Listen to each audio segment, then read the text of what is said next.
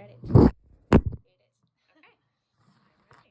So I just want to preface this by saying this is mainly just a conversation between you and I, just me learning more about you personally and professionally. As I said in my email, I do admire you both in those fields. So if I could learn from you and be able to do that in my future job someday, I think that would be really, really awesome. So Thank you, Ava. I'm excited. I look forward to our conversation. okay, good. Let me get my pen. So my first question, I guess, is like, how and when did you start working for UC? So I started in the fall of 2011. Mm-hmm. I had just finished graduate school, so I went to undergrad at the University of Wisconsin, and then went right into grad school at Miami University in Oxford. My degree is in student affairs and higher education. When I graduated there, I did a nationwide search for student affairs jobs, specifically with orientation. Mm-hmm. Had tons of interviews, and then ended up like 40 minutes up the road at UC Blue Ash. Really? So you were prepared to uproot your life and go anywhere that a job needed you? Yep. I came to Ohio for 2 years for grad school, and then I was going to go off and do whatever. But now I've been here for 14 with grad school. So okay. Yeah. So did you have like any internships, or like how did you know that grad school would be your next step? Yes. So as an undergrad, I was exploratory, undecided, didn't really know what I wanted to do. Knew I liked people, knew I wanted to help others, knew I had a lot of leadership strengths. So those were things I knew. I got a job as an orientation leader. Sounds a lot like someone I know. Yeah, exactly, right? Like, how do I put this all together? So I got a job first, actually, as a student assistant in the first year experience office at the college campus, and then became an orientation leader. And I was like, this is cool. I like college. I like learning. I loved all my classes, but they were all over the place. I loved working for the institution. Yeah. And so about my end of my sophomore year, I was like, there are people that are like working here full time. Mm-hmm. That looks cool. So I started talking to them like, how did you get this job? And everything really started centering around student affairs and higher education as a master's degree program. Okay. So by my junior year, I knew that was the direction I was going to go. I still didn't have a major. I didn't declare my major until my senior year. Wow. And then just hammered out a bunch of psychology courses, because that's what I enjoyed those courses, and that was what I was closest to graduate. So I declared psychology, knew I was going to go to grad school. I applied and interviewed at like 7 institutions for higher ed programs. Mm-hmm. Chose Miami because I had a full ride and an assistantship that I thought was really interesting, which is like a job. Mm-hmm. When I was an undergrad, I was an orientation leader, an orientation coordinator, an intern, very similar sequence to what we have here. Mm-hmm. And I served as a college ambassador. The role was different than what we have here. I would go to other areas in the state to recruit for students, or to talk to alumni, or to meet with people that might be donating to the university. So I served as an ambassador in that role, and I loved all of those pieces. I loved just meeting with people, and I was like, okay, so we're really doing it. So I did a lot of different kind of internships that were part of the institution that I was at. And then in grad school, that's really what grad school and student affairs is about. You do a ton of different, what we call practicum, which is similar to like a co-op or an internship. Okay. So I had lots of different, each semester I had a different role and one consistent through my 2 years there. Okay. To learn different parts of jobs that I could do. So was that one internship that you had to sign up for, and then they gave you several tasks, or were you constantly applying, looking for the next opportunity? Constantly applying, looking for the next one. So the assistantship that I talked about, that was what I committed to for the 2 years that I was a student. Mm-hmm. In that role, my actual assistantship was, it was kind of unique, but essentially it was like an admissions recruiter type of role for graduate school in that program. Okay. And it included scheduling, meeting with potential candidates, working through their application materials, scheduling and planning interviews for them. So that was my assistantship that I had for 2 years. And then each semester, there were some like pre-fit, you could just sign up to do this sort of practicum, or you could go and explore and apply and do a lot of different things. So I did kind of a combo. For 2 of mine, I taught different classes. One was a career development class, and one was a planning your professional development class. And then I also did so when did you start your teaching experience with that? That was all in grad school. Wow. So Okay. I also was a TA for a couple of my classes in undergrad, but then I was like teaching college students in a couple of different classes. That was in grad school. Wow. And that was practicum experience. And then I also worked for the Alumni Association. I worked for the orientation office. So I had little internships in those places too for like 1 semester. That's what I mean by little. It was a lot of work, but like a short term sort of job. Makes sense. Yeah. So do you feel like you got a lot of connections from all of those experiences? I think like working at an institution is so great because it feels like I'm working with all the same people, but everyone has a different role, a different department. So I think I'm meeting and dealing with different parts of business more than I actually think I am. Yes, exactly. And that's what I would say the value in trying out co-ops, internships, for me practicum, is that you get a lot of networking and you really do get to try out like, what do I like, what do I not like.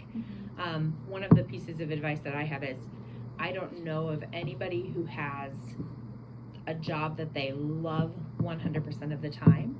I think best case scenario, you love 80% of your job and 20% of it is the have-tos. And it's not necessarily that you love it. You might not hate it either, but it's just you have to do some things to do well in your job. And so I think the value of that is like from practicum, I was able to practice some things. And even though I know I don't want to do that full time as like my main entree, I have experience in it and I can lean on that for when I have to do something in my role. Wow, that's awesome.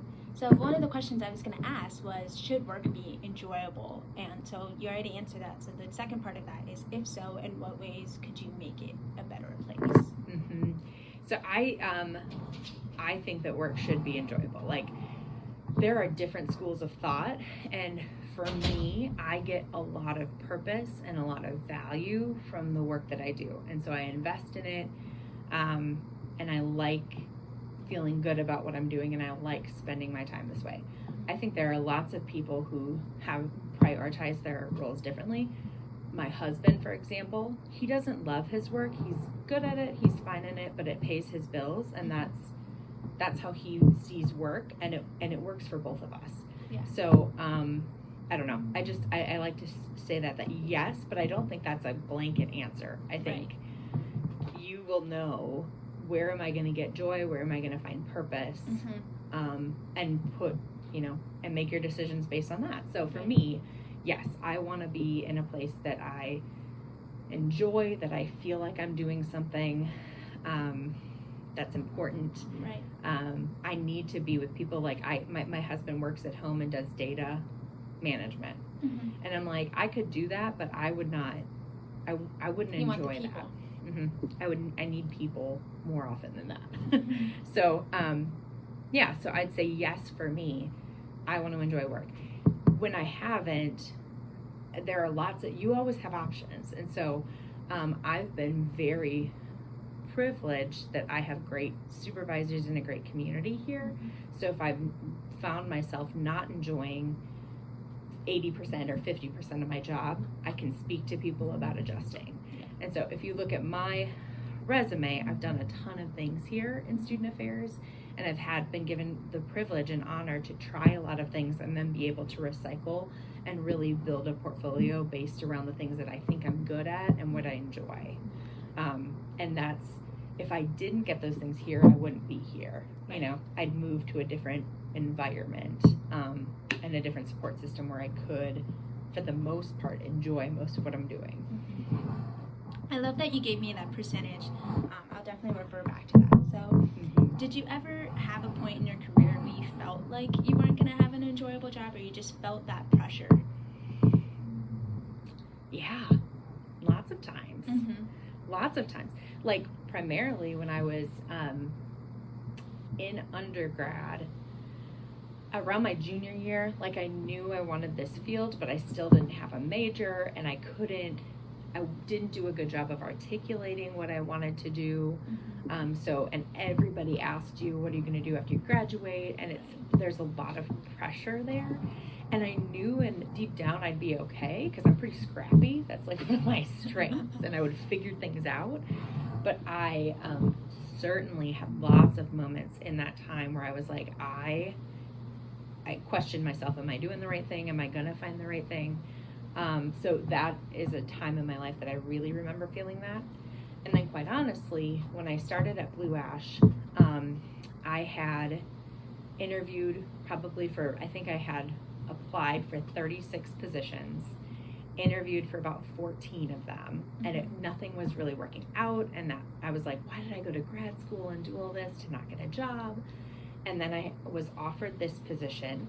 I was offered another position in admissions, and I had a final interview for a third position all in the same week. And this was the biggest risk because it was an 80% position, not guaranteed to persist beyond a year. Wow. Yes. So you took a risk. I took a big risk, yep. Wow. Because they had not had somebody running orientation here. They had just revamped the whole student life department here. And so they weren't sure it was going to work. So it was like a non-guaranteed 80% position. But it had orientation. And honestly, it was a couple of my best friends were in Cincinnati. And I was like, well, if it doesn't work out, I can live with my friends, get some roots in Cincinnati, see what else is out there, and do orientation. So I turned down the other two positions that were full-time, more money. Yeah. One of them was back home by my family to take this job. And that was scary. That was scary. Leaving your family, you can imagine. That just feels, I feel like you're the type of person that's close with their family. So yeah, you know, that would be a tempting choice. It was, yeah. So that was another point where, but I also am like a gut person. And I was like, I like this risk. Like it was calculated. I like it. I want to stay in Cincinnati with my friends and see what happens and see where this goes. So the bigger the risk, the higher reward, right? Exactly. Yeah. Yes. Okay. So, what is your favorite part about your job? Oh my gosh. What gives you purpose? Yes. 1,000% the students. Like my job has evolved a lot. I really appreciate that I still get to be connected with the ambassador program because that's where I get like one-on-one opportunity with students. But that was really my job at the very beginning, was in lots of different spaces through Souls, Ambassador. I ran a couple of student organizations, like I was the advisor for those. So it was the students, and I think at Blue Ash you get just an incredible diverse background of students in like just in so many ways that you get to see so much growth, and you really see that Blue Ash is a catalyst for success for people. So that's why I stay. My job now has evolved to be, I do a lot more kind of administrative stuff or thinking big picture about how do we impact this policy. But I like that too, because I know that that's what will make it easier and more accessible for students to be able to change their lives. So. Wow. Okay, I love that. So what are some challenges that you faced in your position, or what's the hardest lesson that you had to learn? I'm still learning. Like I haven't learned all the things. Oh, I know that. Yeah. But I would say there are definitely some specific points in my career that were more challenging than others. I think one of the things that I'm still kind of processing, so I think one of my strengths is that I love collaborating. I love teamwork. I call myself the putty. Like I am so willing to fill in gaps and help do some of the pieces that other people don't want to do or don't have time to do or don't have capacity to do, because I think that's what makes a smooth organization. So I feel like I'm very much a team player. I think that's one of my strengths, and I really have felt like I could work with anyone. And there are times where I could not make it work.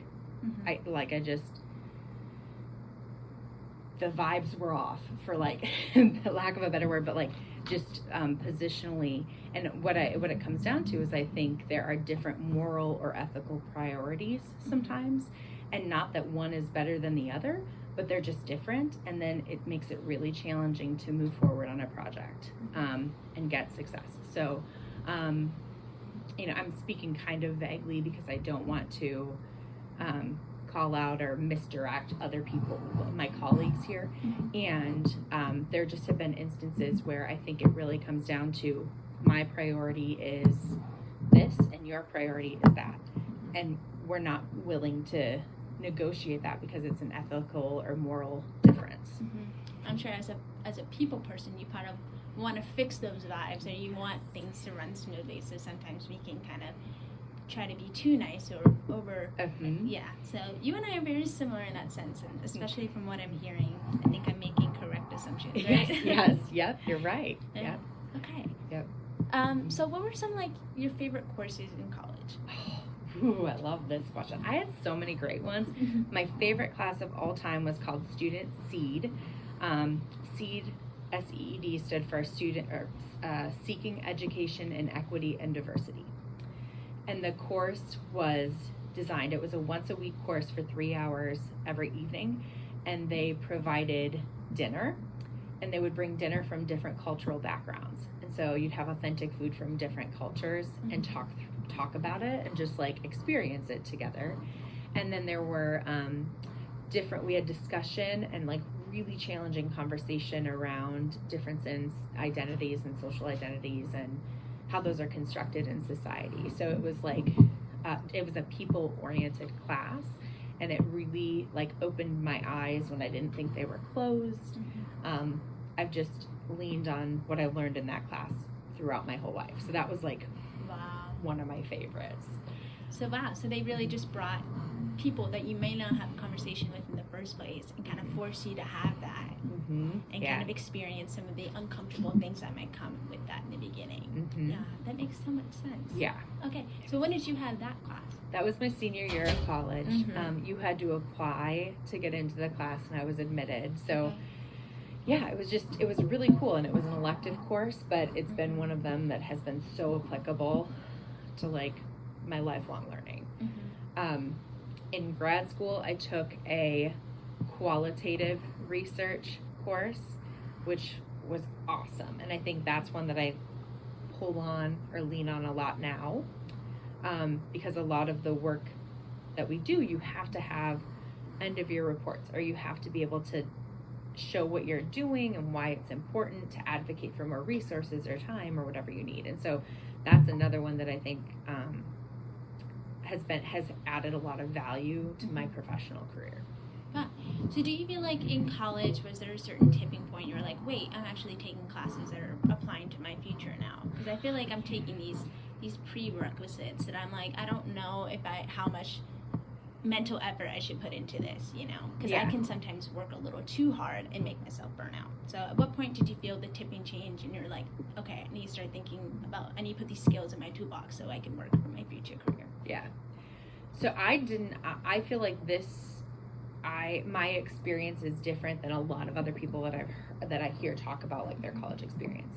I did not have a tipping point, and I enjoyed, like the other class I was going to tell you about was Anthropology 1001 and Zoology 1002. Those were two classes I took that I don't really necessarily pull into my everyday direct application, but I just liked learning. So I preferred my first 3 years of college when I had a huge variety of classes compared to my senior year when I had to take all those psychology courses to meet the major requirements. I preferred having the range of learning. And I think a lot of my friends, my peers, students now definitely communicate challenge and like, why do we have to do these general education requirements? I just want to learn my specific components. And I've very much viewed learning and education differently my whole life. I've preferred I would rather have a general education degree than a specific one. So that's I think that might be different though than if you talk to other people. No, but that is a very interesting perspective. Mm-hmm. Okay. So what advice would you give to students, I guess, worried about the future? And how do you deal with stress and anxiety? That's a big question that I just stuck onto that second one. Sorry about that. No, that's so the first part. What advice do I have for students Worried about the future. Worried about the future. So this is something I was just talking about to my family like this week. Just with, I mean, outside of college, we are all dealing with a lot. Like there's ongoing pandemic, UFOs, a train exploding. Like the current events are traumatic in lots of ways. And I heard something recently that people from age 18 to 50, no matter what time you're looking at in history, there's a lot of similar feelings, because in that age range, when you are a young adult or early in your career, you don't know, because you're the ones that in that time you're planful for your future, because you're finally there and you have to create it for yourself, for your family, for others. And you I think during that time that's when you're in the peak of being part of the society, right?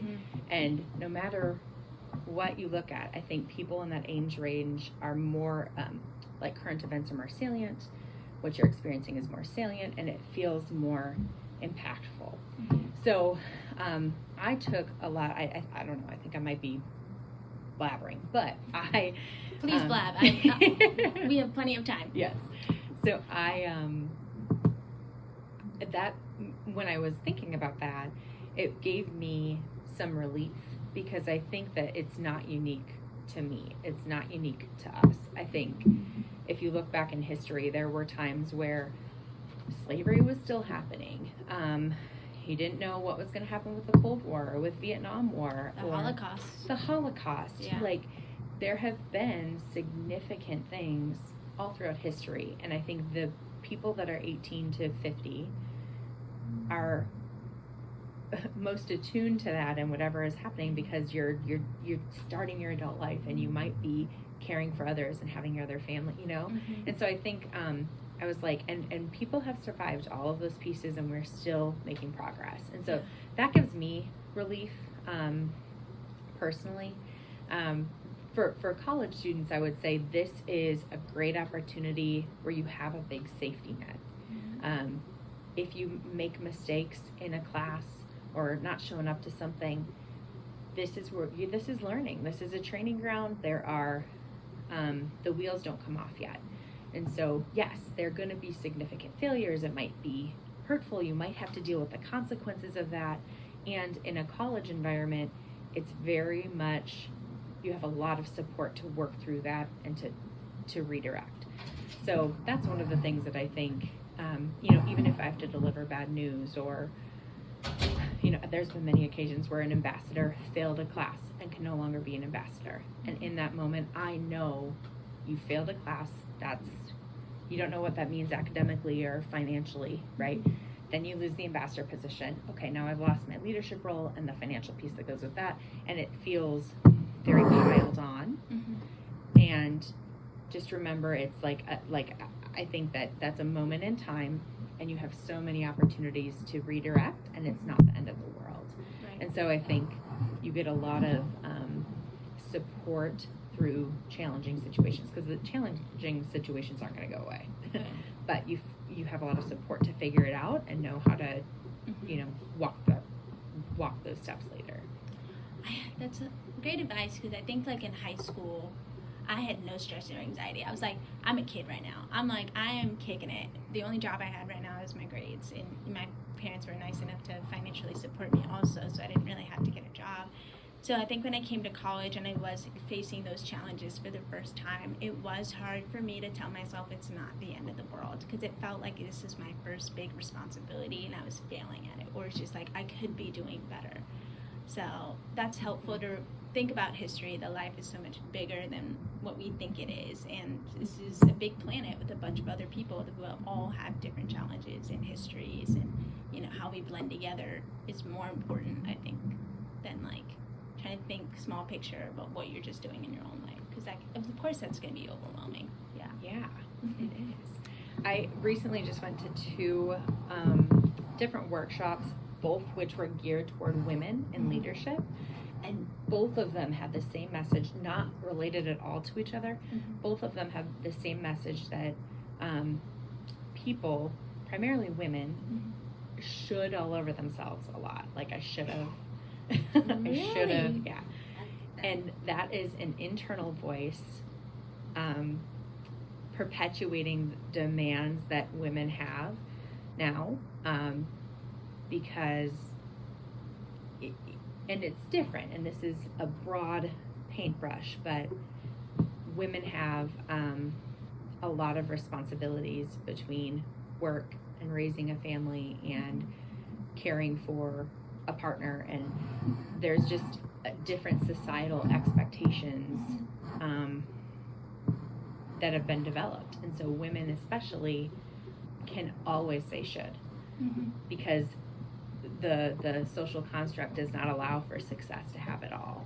And then if that's all you're hearing all the time is I should have, you're not celebrating I did, I have, I can, I did. And so both workshops really focused on that is an internal voice, and the should, you need to change to I did. And celebrate that.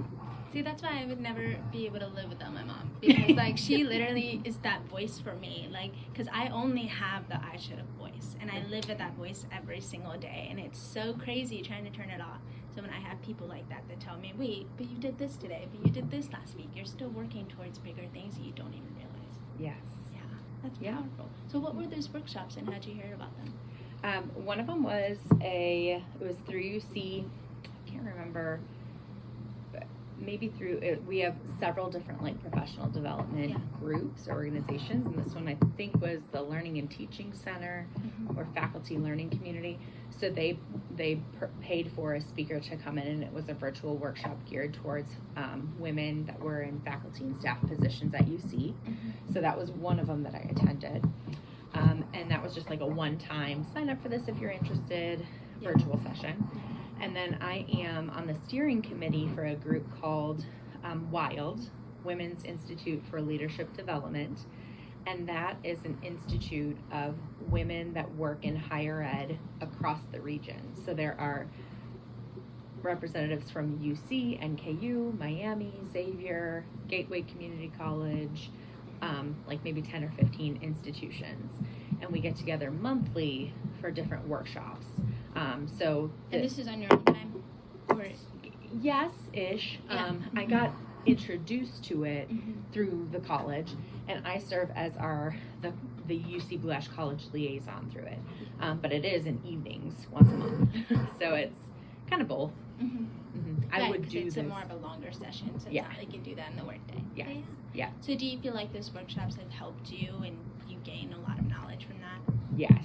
Yeah. So I participated as a participant maybe like 5 or 6 years ago when I was in my assistant director role, and it was really helpful, both for networking and just to get some like nuggets of knowledge to kind of help propel you. And it's funny because now I serve on the steering committee, so I help plan this event for all the other women that are coming through.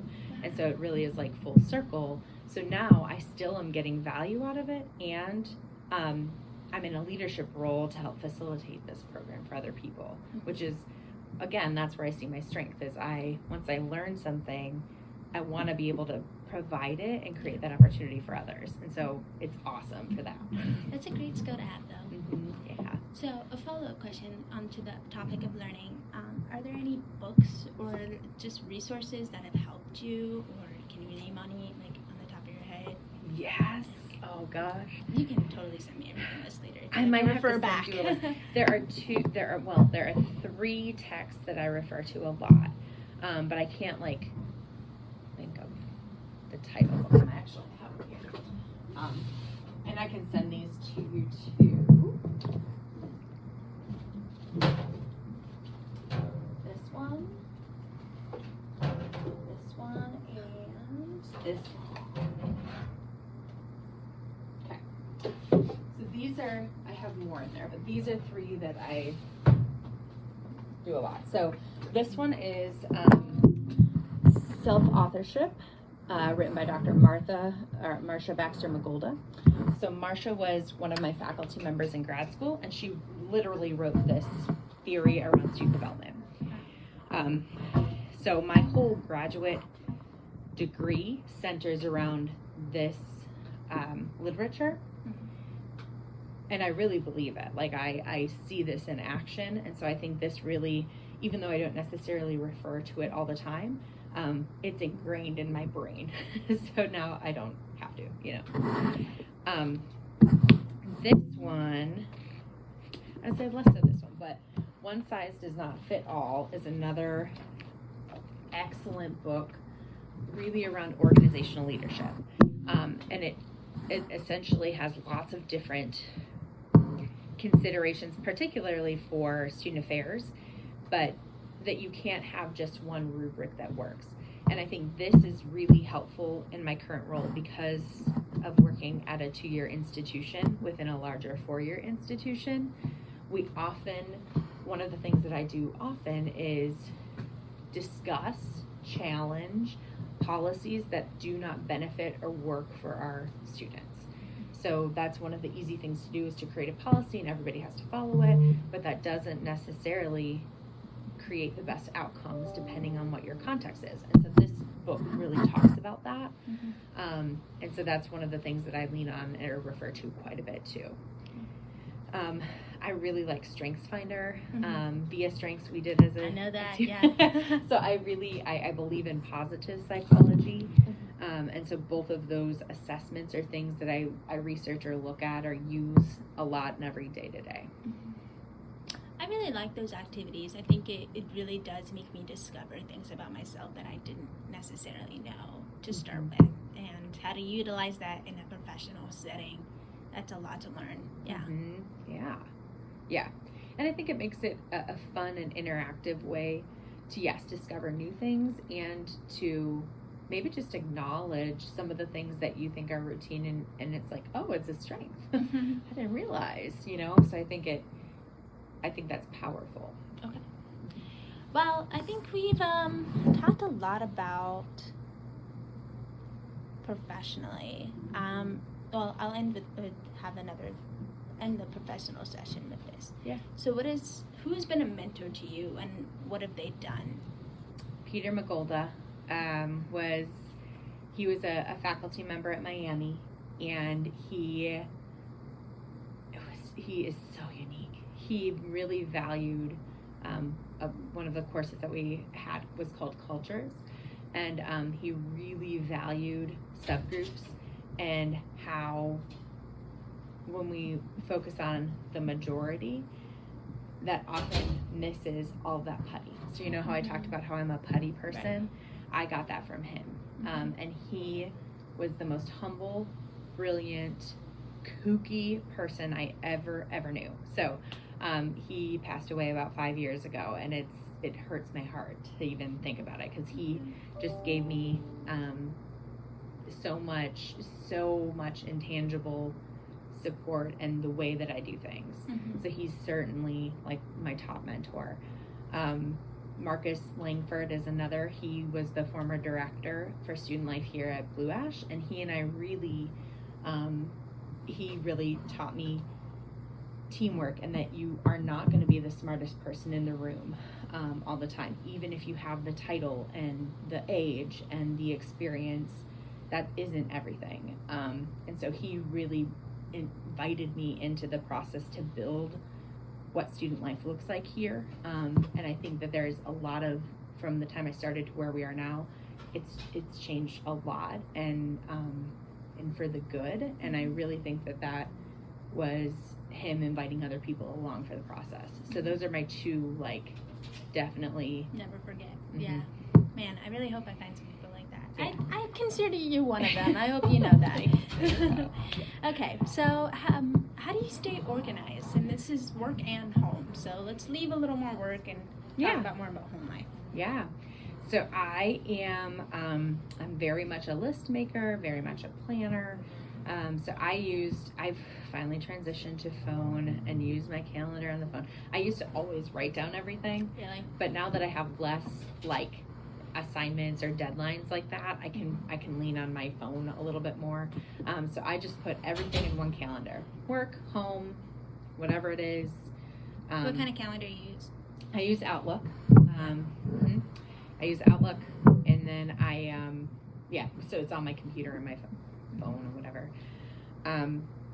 So I put everything there so that I know what's coming up. I have to-do lists on to-do lists. And I love crossing things off. I rewrote my to-do list and crossed off my old one today and was like, oh, great, now I get to start over. Yeah. So that's just kind of, and I do that at home too. I will leave a list at home. John, my husband, and I have a shared notes that's like weekly to-dos, and we'll put things on it and check them off and share in those responsibilities. So lists, calendar, that's really how I stay organized. And I am a big routine person. So I know that I am in charge of taking my boys to school and picking them up on Monday, Tuesday, Thursday, Friday. John does that on Wednesday. I work from home. Like, we just have a routine, and that really helps me to kind of be planful and mindful of how I structure my day with the same routine. Yeah, my family and I, we have that shared idea too, but we do it for reminders, and we do it for grocery shopping. So yeah, you just put it on there, and it's funny, and we'll just see like, oh, what did Dad put on the list today? And there'll be something weird every once in a while. It makes us laugh. Yes. Yeah. Okay, so let me find the question I was gonna attach with that.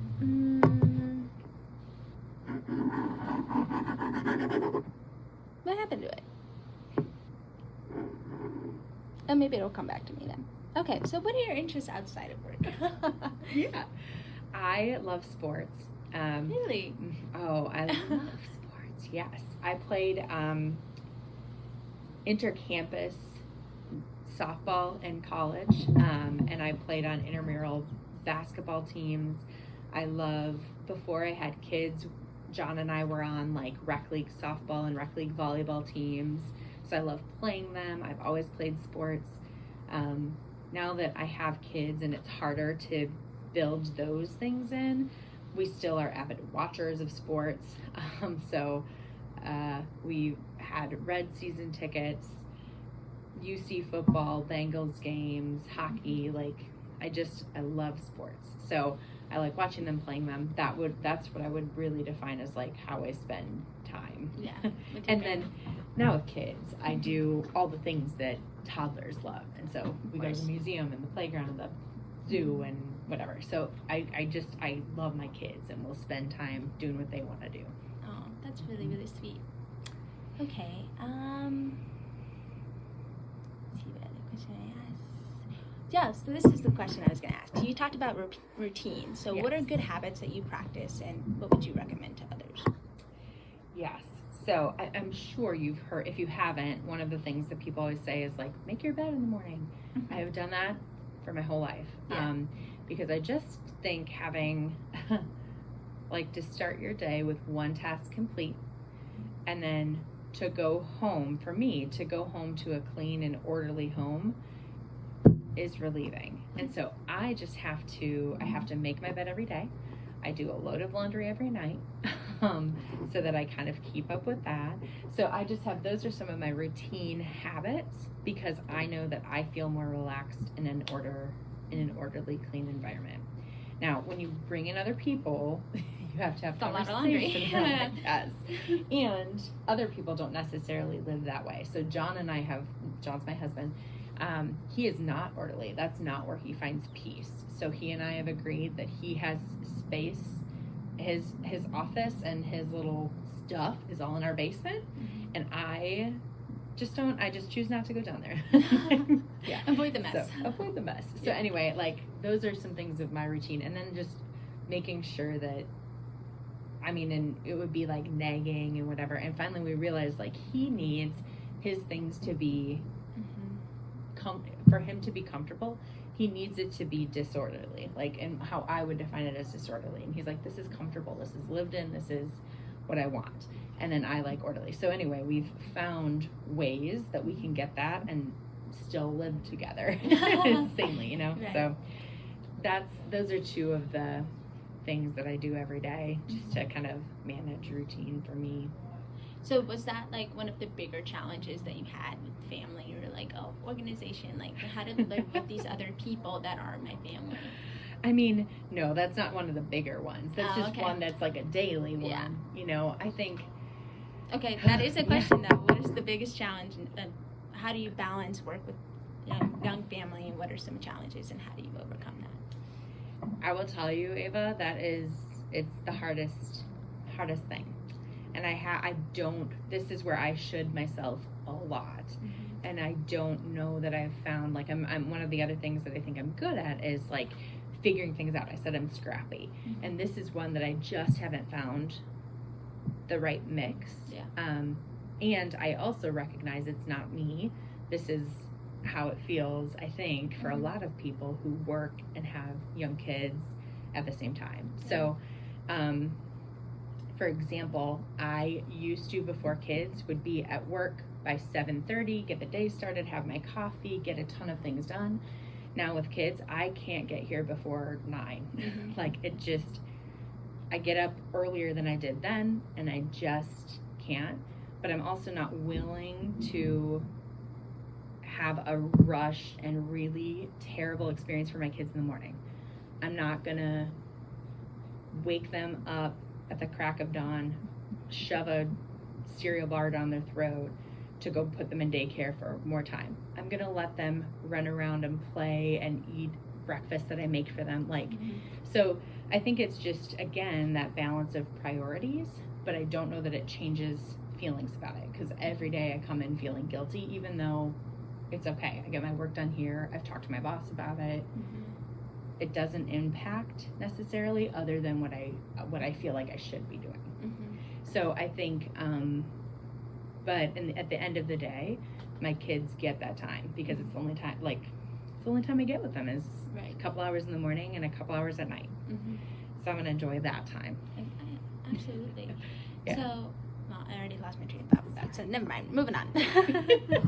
So, what is like on your bucket list? Do you have like a life goal that you want to fulfill, or something you want to do? What are you excited about? Oh my gosh, there are so many things that have come and gone on that list. Like, I feel very grateful that I've been able to do a lot of the things that I wanted. I have a family, like a partner that I adore, who adores me. I have 2 most beautiful kids in the whole world to me. I'm sure they're very cute. I see one right there. There's my little teddy. So, like, those are the big things, and I'm living it. Like, I'm living that dream.